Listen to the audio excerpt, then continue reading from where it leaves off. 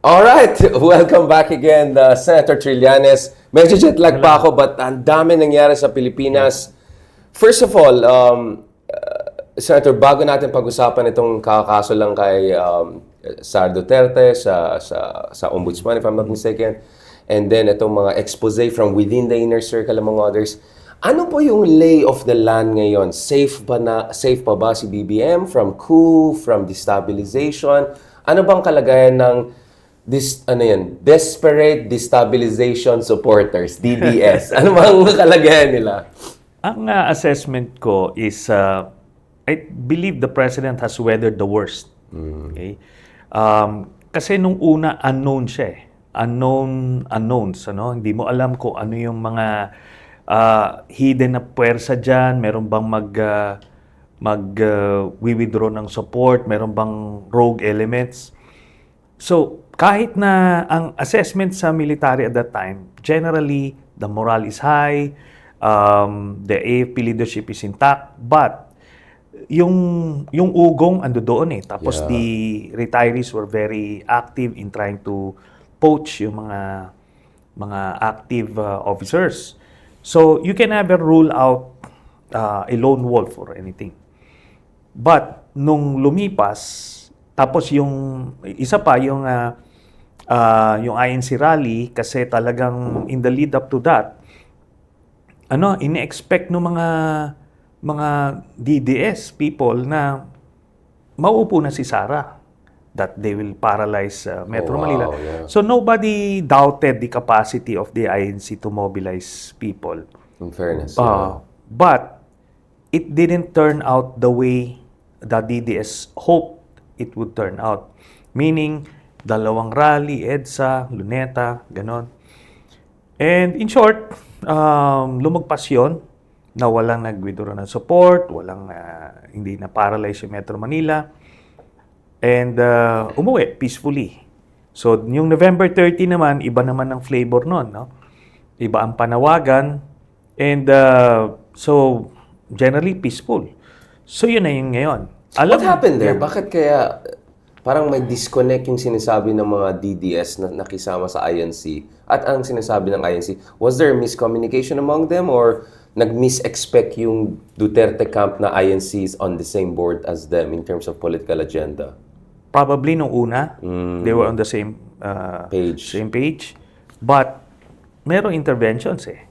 Right. Di ba? Siyempre, the admin also did some interventions that in a way neutralized yung animosity or at least yung level of involvement ng INC with the Dutertes.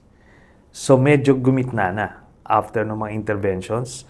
Kaya nag-iba. So na-isolate yung mga Duterte camp bigla. Oo, pero hindi rin sila nag-deliver kasi it's supposed to be the EDSA rally. Power, EDSA kasi sa kanila Luneta yung sa INC.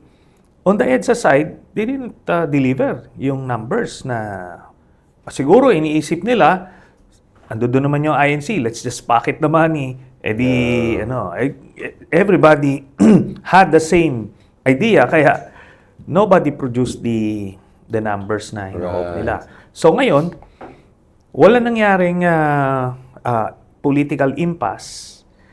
Therefore, wala rin nangyaring withdrawal of support. Tapos yung mga retirees nila na maka-Duterte, siguro plinay up din nila ng plinay up yung sentiments within the ranks, wala na nakuha na So yon. Tapos the President did two critical moves the past few weeks in relation to the AFP. Una, yung dialogue niya with the senior AFP generals and the senior enlisted personnel. Right. Yung mga sergeant majors. Na-appreciate nila yon. Na-address yung yung mga hinaing nila. And as an offshoot of that meeting, in-increase niya yung basic pay ng mga sundalo. So, that means na naramdaman ng mga sundalo na, the president, the commander-in-chief cares about them. Very valued. Tapos yung modernization, Dire-diretso lang. dire-diretso, dinagdagan ng pondo. So, importante sila. And while hindi naman nawala yon, yung kumbaga importante naman sila, siguro, na as far as the president is concerned, kaso, mas na-highlight yun. May reassurance. Mas naramdaman nila. And with that, bilis, nawala yung sa barracks, nawala yung grumblings, nawala yung anything against the president. So, maganda yung nangyari. Where do you see yung nangyari naman ng protest ng mga progressive centrist forces, let's just call them? What is your read of that? Kasi nationwide, lampas sa 95,000, maraming mga LGU involved, Naga, among different places. Pero yung nasa EDSA was not as overwhelming as nangyari nung September. Is it because may complacency? Is it because hindi clear yung messaging? Or is it because baka naramdaman ng tao, in fairness, the president maybe is just doing something, let's give it more time, gumagalaw naman ng ICI, baka naman there's no need to come out with anger and rage and potentially aiding yung mga destabilizing elements. What do you think went on there? Ako, I will attribute that, yung at least yung relatively tame numbers dun sa EDSA, sa overplanning. Oh, interesting. Okay. That's a good theory. Paano? Kasi nakapagparally kami dyan sa EDSA. Exposed to the elements ka. You don't expose the public sa maghapon. Kailangan kung dadali mo sila dyan, konting konsiderasyon naman yung hindi nagaano, yung palubog na yung araw. Sabihin mo kung ginawa nila ng 4 p.m. yon start, tapos nagsimula yung program ng 4 p.m., tapos by 6 p.m. yun ang mga concert, ang puntahan ng mga tao concentrated. Ito hindi, it was spread From 9. Ang daming program, congested yung schedule. Oh, yes. Tapos yung pumunta nung 9, ando doon, ano expectin mo maghapon sila doon? Tas No, uwi uwi na na sila. yan. Umuwi na sila nung lunch, umuwi na sila. Then a new batch came in yung hapon, yan nanonood ng concert, ibang generation naman yon. Pero kung gusto mo ng concentrated fire, i-compress mo sila into maximum yan 2-hour program. And palubog yung araw para hindi mainit O palubog masyado, na. Tapos kung 2-hour program, 4 to 6, ito na yung pwede na yung mga concert, mga ganon. So pang build up na lang yon. Okay yon. Palagay mo kung kinumpress mo yung mga umattend doon sa rally na yon ng November 30 into a 2-hour program, the whole day, kumbaga yung unique attendees, abot ka rin ng siguro mga 70,000, 80,000. 1,000 easily. Oo, pero di ba, since spread all over the day siya, hindi mo nakita yung Okay, concentration. I'll push you on that, no? Yeah. Real talk natin yan. Hindi kaya dahil ang daming mga grupo na ang daming gustong gawin para appease lahat, each will have their piece of the pie, kaya medyo, I won't say sabog, pero medyo all over the place. Hindi naman. Hindi naman. Yung mga nag-isip kasi, yung nagplano, hindi sila sanay magparali doon. Maaring, dapat inisip So, nila. well-intentioned lang talaga. Well-intentioned, but naive. Di ba na akala nila, this will do the trick. Sustain through Pero the kasi sabi ko nga, pag nag-rally ka dyan sa People Power Monument, sa sobrang init dyan, di ba? What do you expect? Ikaw ba? Gusto mo? Would you stay there? Kasi yun yung nangyari nung 21 Talagang buong araw Doon pa ako ng 10 a.m. Pero ano yun? Ang tawag nito, yung spontaneous. Yeah. Grabe pa yung galit nun. Parang yung fresh million people march nun. Yeah. Pero hindi rin. May peak siya, tapos umuwi siya. Pahapon yun. Oh, correct. Ang assembly nun was hapon. Right. It didn't start in the In the morning. early in the day, yeah. Oh. Pero yun nga, parang iba-iba yung organizers. But I want to also ask on that before we go to the Dutertes, our favorite topic, obviously, yung mga idol natin, Pillars of Good Governance. Yung yung award ni Digong, yung Pillars of, parang siya yung Peace Prize ni Trump sa FIFA. may mga ganun may Hall of Fame na ganun. No, but going back to this, Senator, how did you feel yung, parang so you had a Miss Universe there, you had my good friend Chris Stander, among others. is there, you think, too much hesitation to put political leaders? I mean, Cardinal Ambo is a leader, but he's a moral leader. He's not going to be a president. Or last time I checked, he doesn't have political ambitions, obviously. Maybe to be Pope, but not to be, not ambition, but I mean, maybe he'll be one day Pope. But don't you think dapat medyo front and center na yung mga political leaders? May clarity na sino na ba talaga ang champion ng tunay na pagbabago na hindi team kadaliman or kasamaan? Don't you think ganun? Or baka EPA lang dating pag ganun? I believe ganun ang consideration. Yung mga politicians na pumunta doon, they knew na dito lang kami sa side, just being counted as a participant. Okay naman na yun. Pero kailangan kasi, there's that consciousness that you only have this window. Yun nga eh. Hindi pwedeng, pagka sinispread mo yon, syempre, si Cardinal Ambo, sana yan nagsasalita dun sa katedral, nakaupo kayo, correct. May silong, ganon, he can take his time. Pero kung magse-sermon siya sa init na ganon, yung attention would wander elsewhere, it's a different geography. O, ano ka eh, yun dapat ang basic consideration ng organizers, di ba? Hindi nyo ba naisip yun? Bibilad nyo yung mga tao doon. So, kailangan may konting empathy. Pag Ibang klase pinaplano ka talaga, Senator. Pwede ka rin parang team pa, eventologist, di ba? Alam mo yung mga event, alam nila anong oras, logistics kasi yan eh. Logistics yan eh. But you'll have to, di ba nag-local ako, nag-rally ako. Alam mo yan, exactly. Sabi ko, hindi tayo pwede magparally ng ganito. Kailangan palubog yung araw, doon ka nag-rally. Kailangan. So, pagka may araw, ikaw ang iikot, mag-house to house. Correct. Para, ako lang yung may inconvenience. Di ba? Hindi yung tao. Yung di mga tao. Yun yung So, what do you think is, like, it was more of a result of more of the organizational logistics than really a reflection ng sentimiento ng tao. But you will agree that marami din siguro sinasabi nila, hintayin na, let's give the process a chance. Kasi, nakasawa ng Diskaya, we'll talk about the Duterte soon, the ombudsman now, medyo gumagalaw na rin. Do you think there's also the aspect of that? Pwede. But ako nakita ko yun eh. Tapos yung marketing. Right. The marketing, hindi siya ganun ka-viral compared no September 21. Correct. Ito walang pumapasok na ganun. Why? Because masyadong ang sabog eh. Saan ba pupunta? Yung sa alas 9 ba yun? Alas 9? Alas 3? Hindi klaro. Oo, saan yun eh. Iba-iba yung ano. Tapos may mga bandaro na very popular sa mga bata. Hindi nila nakita. Yung Ben and Ben. Oo, so sayang. Yung mga it's over-planning and bad marketing. Oo. Wow, I mean, we should make an eventologist. No, but I know I see your point. Kasi nakita ko naman yung ibang Magdalo organized events. I've attended some of them. I've covered them. People can check that on my vlogs. I know exactly what you're talking about, Senator. But going back to this, Sonny, what about yung criticism na hindi klaro yung messaging ng opposition?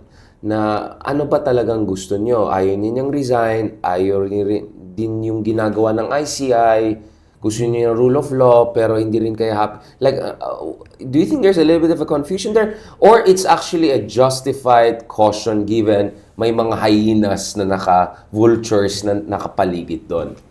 I believe, the message, yun na nga, siguro, because of the, bad marketing or bad advertising, hindi nasabi doon yung message. Right. Pero maliwanag doon sa mga speakers na it's a call for accountability. Di ba? Na holistic. Oo. Call for accountability, return ng mga ninakaw, tapos to make sure hindi na ito maulit-ulit. So, panawagan yun sa administration. Para, yun na nga, yun yung hinahanap ng tao eh. Hindi pa naman parang, yung doon kasi sa Luneta, yung resign ganito, resign ganon. Resign all. It doesn't achieve anything eh. It doesn't achieve anything. So, but they did it anyway, di ba? Pero ito, maliwanag, it's a call for accountability. Okay naman sana yun eh. Yun na nga, mas naramdaman yon kung ginanon. Maganda yung marketing. Oo. So you think it's more like that, which could be corrected, Yeah, which is something that could be corrected. That's the It that's the should good be. news. Yeah, it should be corrected next time. I-compress it, i-condense mo yan, tapos talagang compel mo lahat. Palagay ko, makikita talaga nila, marami yon dapat.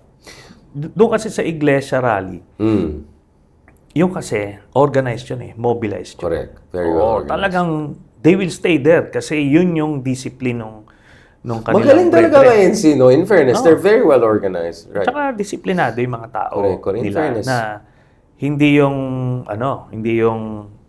yung iba kasi pag minobilize mo pagkatapos konting dungaw-dungaw diyan babalik na o kaya si Silong, yung iba nga hindi na bumababa sa bus o sa jeep. Kumaga pagka organizer ka kasi ng mga ganyan events, makikita mo yung mga ganyan iba't ibang yun. Let's talk about the Dutertes. Yes. In theory, you could make an argument na, ngayon, dahil sa scandal na yan, na-distract ng tao sa impeachment ni Sara, yung approval ni Sara napakataas kumpara kay BBM, si BBM hirap na, bogged down na. We'll talk about the ICI and BBM a little bit later towards the end of this discussion.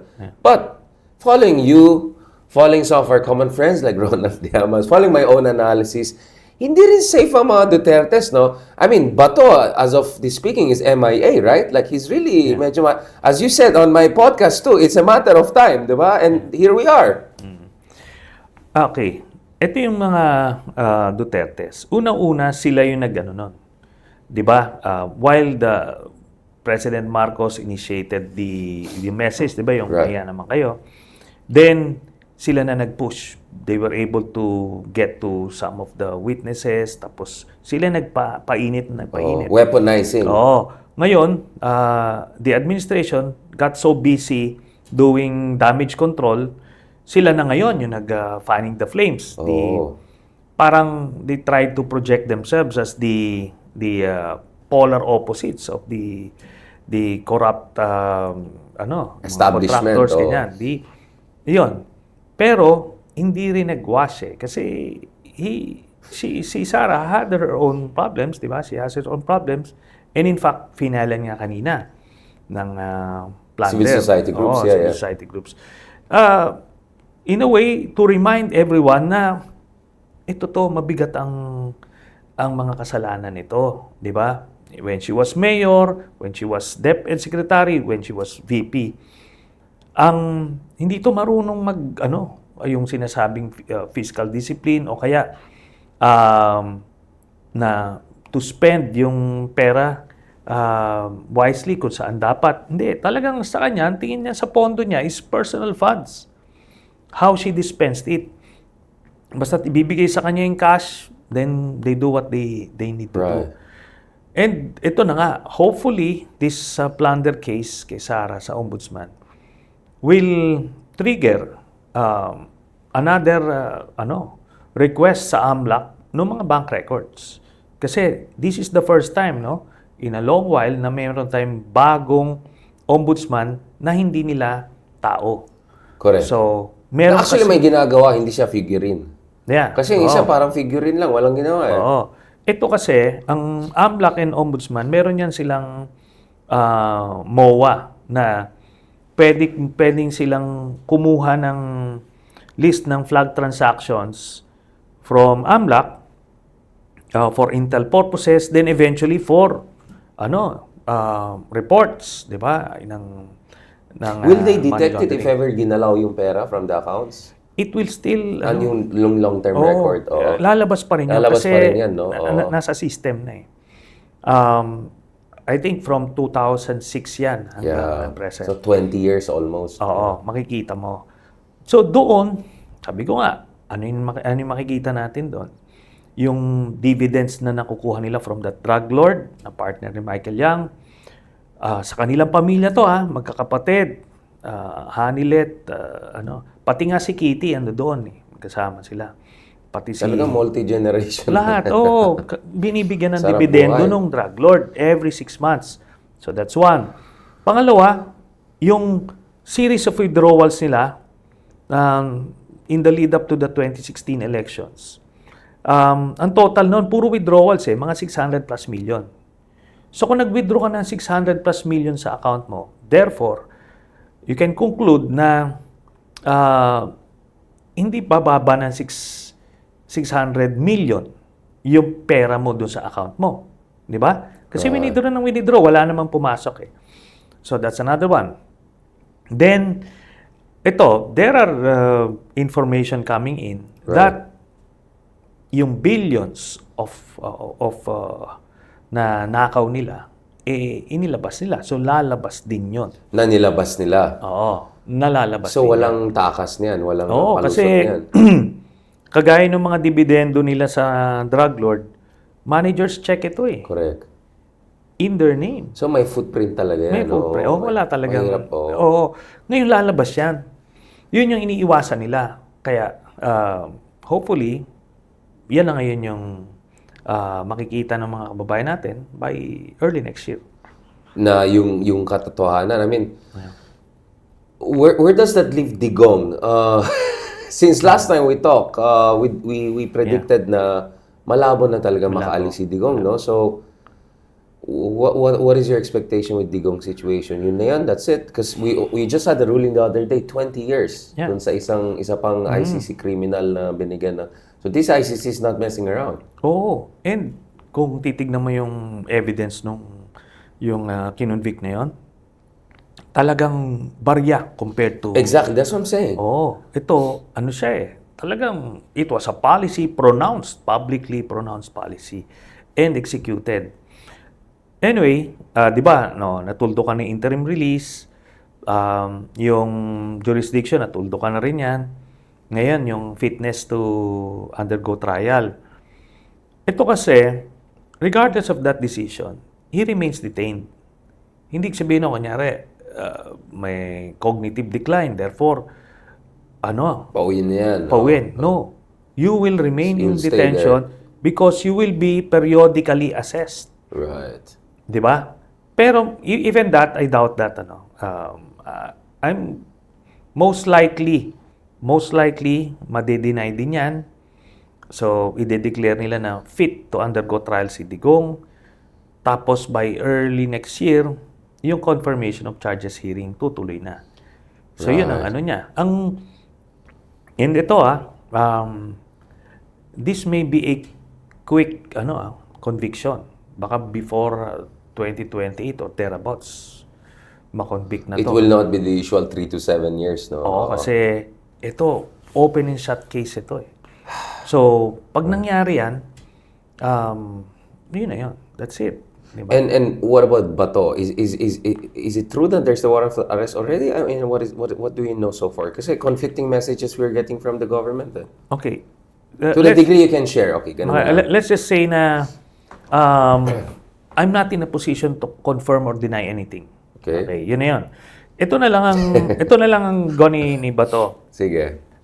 Meron siyang nakuhang information, yung in-announce ni Tip Ombudsman off. Rimulya, di ba? Okay.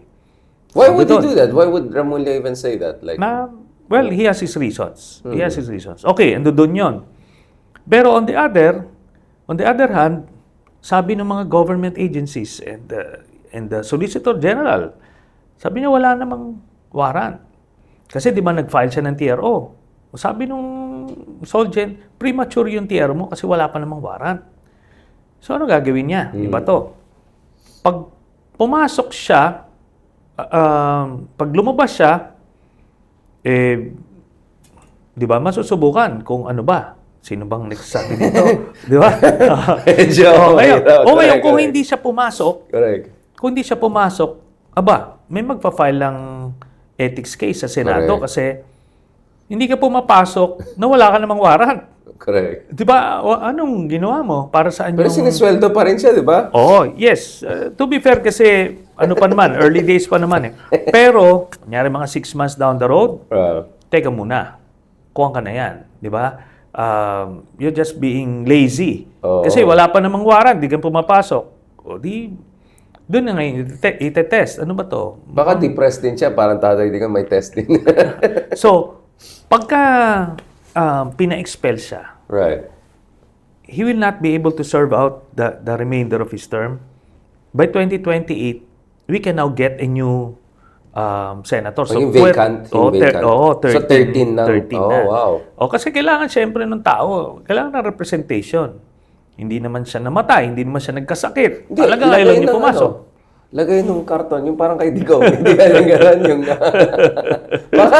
baka yan ang gusto ng constituency na yung may karton dyan na, Magano tayo dyan, Karton Republic. So, it's not productive naman siya sa Senado, but teka muna, you still have to, yun ang pinangako mo nung kumandidato ka eh. Correct. Tapos di ka papasok. What about Bongo? Where is Bongo in the mix? Should he worry? Si Bongo, mga next year pa yun. But he should worry. Yes. So, i-ready rin niya yung karton niya. And may final naman ako sa Yeah. sa ombudsman. Open and shut case din yun. Di ba? Liwanag eh. Tatay, kapatid yan eh. Pangalan pa niya yung Pangalan yung pa, oo.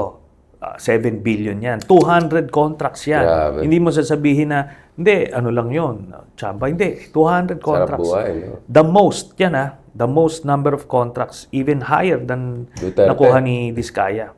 So, anyway. Wait, his family has more projects than this guy. Oo. So may point si Diskaya na hindi sila talaga yung pinaka... And in fact, yun na nga, sabi when I had the conversation with Vico Soto, Yeah. sinabi niya, si Bongo ang nasa likod ni Diskaya. Siguro nahiya na siya na puro tatay kapatid Yeah. niya yun. Kaya kinuha nila si Diskaya. Kaya na-elevate si Diskaya sa national nung 2017. Nag-coincide nung I mean, I think the PCIG report is clear that the Diskayas were in the game but a small-time player. It was really from 2016 to 2017 under Digong na biglang lumobo yung ligaya talaga yung Diskaya, no? That's absolutely clear, no? So naghahanap kasi sila ng pwedeng gamitin na front. So, 'yan ang Bongo. So kung hindi man siya madadali ng ICC next year, early next year, dito siya dapat dito sa ombudsman kasi hindi pwedeng hindi pwedeng legal yung ginawa nila na yon. Na within my sphere of influence, bibigay ko sa tatay ko at kapatid ko yung kontrata. No. Nakalagay doon sa batas, that is prohibited up to the 4th degree of consanguinity and affinity. Tapos yun lang ang proof mo. Pagka may kontrata kang pinakita na inaward sa tatay kapatid, ang burden of proof would shift dun sa akusado. Right. Sasabihin mo ngayon kung bakit walang conflict of interest dyan. Balikan natin si Sara. So, yung ating Supreme Court din ako magsalita kasi may contempt case ako dun ba? So, basically pero pwede mag-refile ulit yung impeachment next year, di ba? Ng Yes, Congress. sa February. February. So, Pero in one interview ni Ombudsman Remulla, he was saying na silang pwede mag-recommend for filing. pwede niyang i-recommend sa magbibigay Sa Kongreso. itong mga pinag-aaralan niya ng kaso. Kasi even before the plunder case that was filed today, meron nang na-refer yung House of Representatives yung investigations nila, finoward na ron. So, nagsisimula na yung fact-finding doon.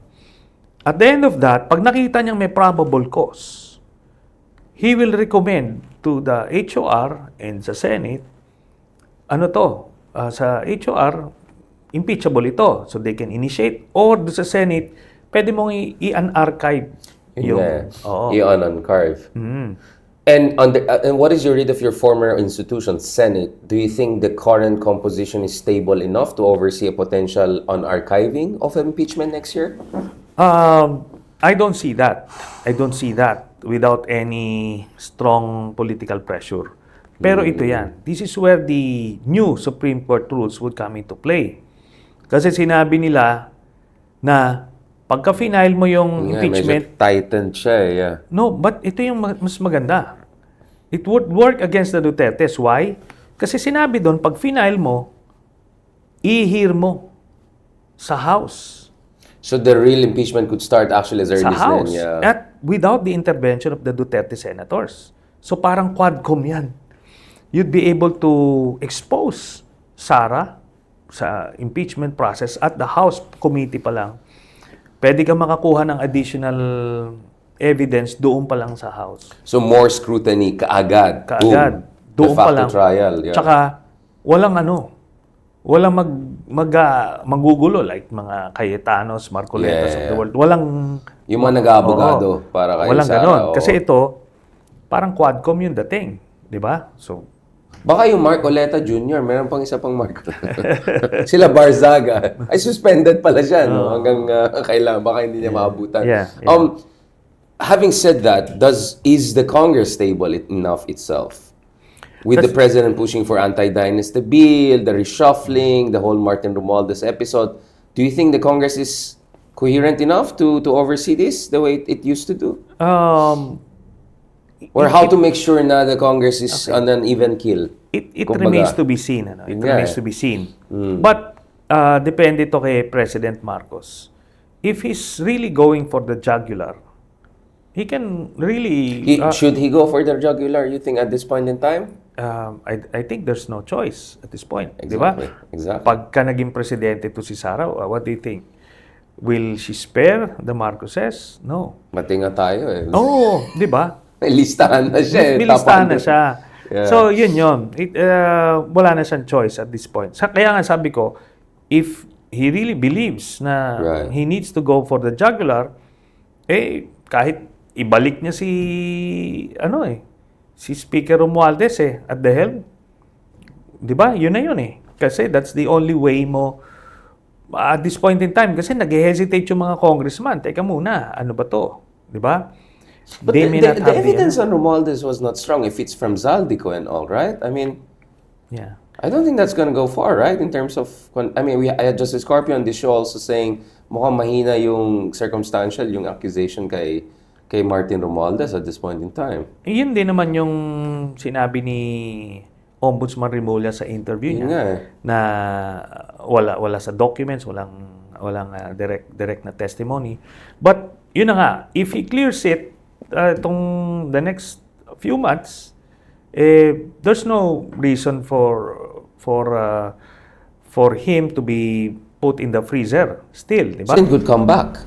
Well, depende nga yun. Ang necessity kasi nito is if you want to go for the jugular. You need the center of gravity. And Martin was very effective last year, holding it together. Kasi meron na silang rapport eh.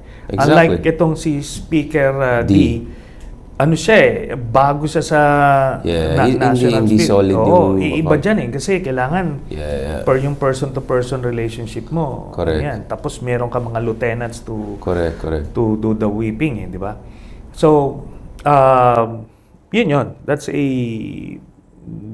decision that the president needs to make. Before we go to the last part of our discussion, Secretary, I want to ask again, ano tong latest expose na insider sa grupo nila, Sara? Ramil ba yun? Son of that guy. It looks parang legit yung nakikita kong documents. Like, this guy was really close to the Sara Duterte family. Like, can you tell us what you know about the case? Ano yan? Pinag-aaralan namin the past few weeks. Whistleblower material to, no? Yes, may potential to be very explosive. Pero we're approaching it with caution, kasi may mga gaps pa rin sa storya. Pero supposed to be mafe-fill in itong gaps na to with the other corroborating evidence. Supplement sila. Oo. So, pag lumabas 'yon, I think this is a major blow potential slam dunk, no? Kay Sara. Ngayon, lumalabas yung iba't ibang issues at makikita mo rin the way the other side is defending. Correct. Alam mong full court press sila dito eh. Correct. Grabe yung mga influencers nila, talagang hands-on sila sa You mean Pro-Duterte one? The Pro-Duterte. Pero parang laos na sila. I don't feel their power. Medyo mahina na sila. Yes, but I think... They're trying. Yeah. Tsaka doon sa echo chamber nila, they need to convince their base na hindi to totoo. Correct. Di ba? So on the defensive sila. Nahirapan sila. Yeah. Even si Harry Roque nagsalita. Kaso, so far, nag-check out yung... I was listening to Madriaga's lawyer. Sinasabi na yung the the basic background information and nagche-check out. So next na lang nito yung mga critical information. Right. So we shall see, di ba? Interesting. So yeah. Very interesting. So that leaves us really with the last part of our discussion, which is probably the most important part. Ano ba dapat gagawin ng mga, like sabihin natin, Pink 2.0 movement? We have had this discussion back and forth. Medyo nagtampo ka rin yata sa akin last time kasi nag-split ako. You also see what I'm trying to do, right? I'm trying to put this thing together. Even if I agree with you, Senator Trillanes, my point is that we have to stick together. Yeah. This is a historic opportunity for us to shape the last years of BBM and shape the battlefield for 2028, right? Yeah. So, the way I see it, the political terrain is divided into four blocks. The Duterte block, the Marcos block, the middle forces, and the Crazies. non-aligned. Okay. The people who are just busy no. living life. Then yung crazies, kaya Battle of Five Armies ang sabi. Di ba may mga crazies na gusto nila, unta, council, whatever. Yun. Pero na yan, masyado. Fringe na yan. So anyway, 4 major blocks. Yeah. So, ito, ang pinakamalaki dyan, yung mga non-aligned actually. Okay. Yes, they're the majority. Yeah. Tapos itong pag pinagsama mo yung middle forces and the Marcos base, slightly higher siya doon sa Duterte base. So, with that... Ito yung WR numero and Octa also, no? They had similar numbers also, I saw like that. Yes, and we and your internal ones, yeah. So, it corroborates. Yeah. Okay. So, ang pinakang dito, the Pink should, at least the middle force, the leaders, should embrace the reality that we cannot do this alone. Right. And kaya the only way for us to make sure na hindi Duterte sa mananalo sa 2028 is unite with the Marcos base. Grand coalition? Yes. Kung ano man, no? Ang bottom line kasi dito is the narrative in 2028 should be between the Dutertes and the anti-Dutertes. So, ganun lang yun. Itong, what does the Dutertes represent? All the undemocratic practices and in history. Unpatriotic too. Yes. There's the China element. Yeah. So, doon yun. Diba? Everything na that they represent yun, then dito sa kabila. Hindi, kaya talagang wala nang puwang yung mga purists. They should be muted on the side kasi hindi talaga. Ngayon, ito naman yung position ko, di ba? Na you need to have kaya nga hindi ako receptive dun sa mga purist icons kasi nakakawang ka na naman, matotrouble ka na naman. So, ang pinakang doon is mababa yung ceiling nila eh. Mataas man sila ngayon, pero if you're looking for... Wala silang agglomeration effect. Hindi sila susuportahan ng loyalists. Ng mga Ilocano. So, masyado malalim yung sugat. They just not vote na tipong... I hear Risa when I talk to them. They like Risa. Oo. So, merong ganon. At least si Risa is just focusing on policies, di ba? Running after crooks like Kibuloy, di ba? Alice Go, yung sino yung sa dinagat na senior, something. Right. And even Duterte. Kumbaga, nakafocus siya doon. While, syempre, yung iba, they're not even in the fight. Diba? So, yun ang kuha natin. Yun ang nakikita ko rito. But in terms of messaging, no? Pambait natin pareho. In terms of messaging, is there something to the Bam Aquino way of, okay, let's talk about accountability now, but let's talk about farming, agriculture, education. Should we also have that kind of constructive, concrete? Kasi sabi mo nga, pinakamalaki is non-aligned eh. Yeah. At kung kausapin mo sila, ang concern talaga nila yung pinaka-basic needs eh. Do you think we should... Kasi in fairness, that worked for BAM. Number 2 siya, that worked for Kiko. Number 5 siya. Do you think we should... I know it's Senate, different yung President.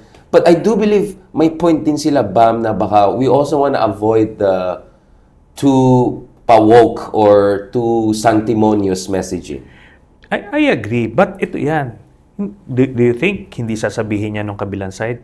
Both sides will say those magpapapabilis things. ganun Oo, din. Sa parehas bagay. May nang point ka sasabihin rin eh, nila yan. Parehas sasabihin nila yan. Kaya May nga, point ka rin pero eh. yung base, just like in the US, di ba, yung Democrats, Republicans, it's so polarized. Correct. Ang agawan is the Contentious moderates. issues talaga, yeah. O yung moderates ngayon na nagsiswing eh. Pero yung Republicans and Democrats, hindi mo na sila So how do we get the moderates, the swing voters? Yun na nga. Pagka mas marami kang magi-influence, Right. di ba, mas maraming kukuha sa kabila, makukuha mo yon. Yun na yan. Yung messaging kasi, that's the job of the marketing people, di ba? The comms Right. people. But yung real people na tipong ako, ayoko ng mga Duterte, I will try to influence as many people as I can. I know. Huwag dyan. Ngayon, You if know that from Caloocan, many DDS supported you. Yes. Ngayon, mas marami kayong gumagawa niyan, mas marami kayong makukuha. Ultimately, sabi ko nga, the narrative is the Dutertes versus the anti-Dutertes. Yun ang ultimate narrative na lalabas. Ngayon, yung sasabihin, yung affordability, ngayon ang Yung mga issue, di ba? ganun, yeah.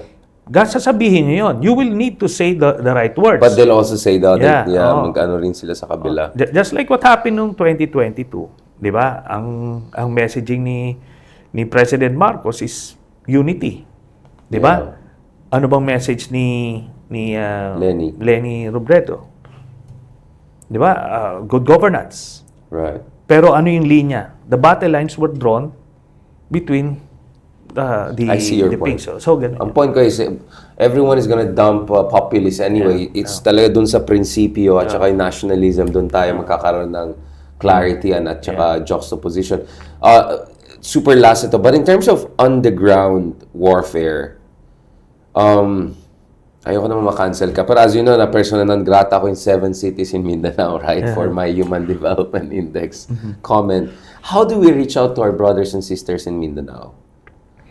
Kasi we have to win some in Mindanao at the end of the day, right? Hindi pwede yung watak-watak yung bansa. We need to win back our brothers and sisters. So ito na nga ang formula. The same merger or coalition na sinasabi ko between the Marcos base and the middle forces. Yeah. Ito ngayon ang magiging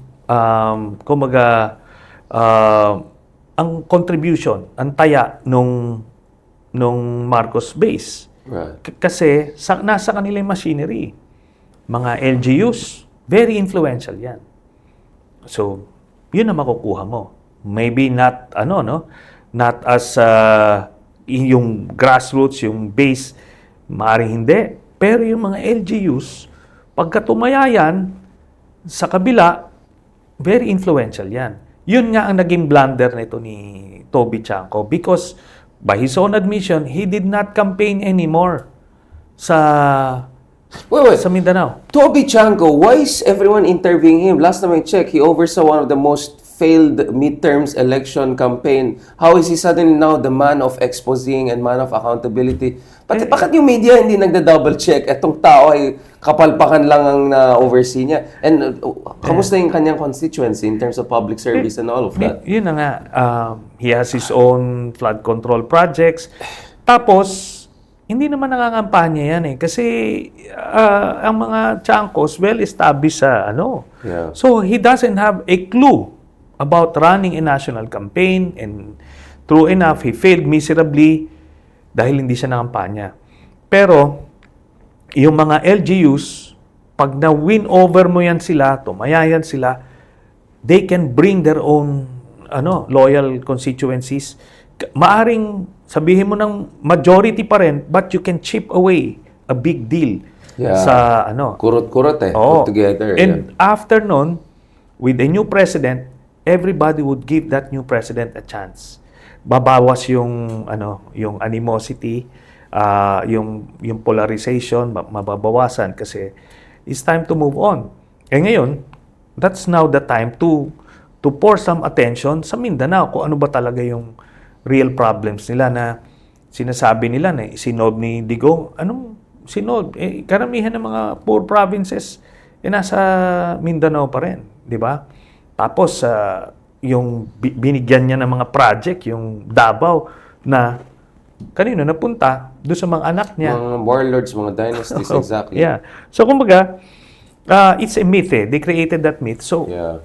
pagka nagkaroon ng presidente na maayos sa 2028, it's time to shatter that myth. Mindanao will benefit also again, yeah. Talagang gawin mo na yung development sa Mindanao para maramdaman talaga nila yung difference. Na hindi naman na ano yan, yung Imperial Manila na yan, it's just a construct ng mga taga Mindanao pa na gustong sumingit doon sa Or yung mga national- warlords doon na nagde-deflect ng blame from their own failures and Yun, corruption. precisely. Yeah. Oo. Because ando doon din sila sa poder eh. Bakit? Ba't hindi nila na-improve? Pero yung poder nila sa Forbes, di ba? Sa Dasma. Araw-araw ko kilala taga Mindanao politician dito nakatira sa Forbes and ano.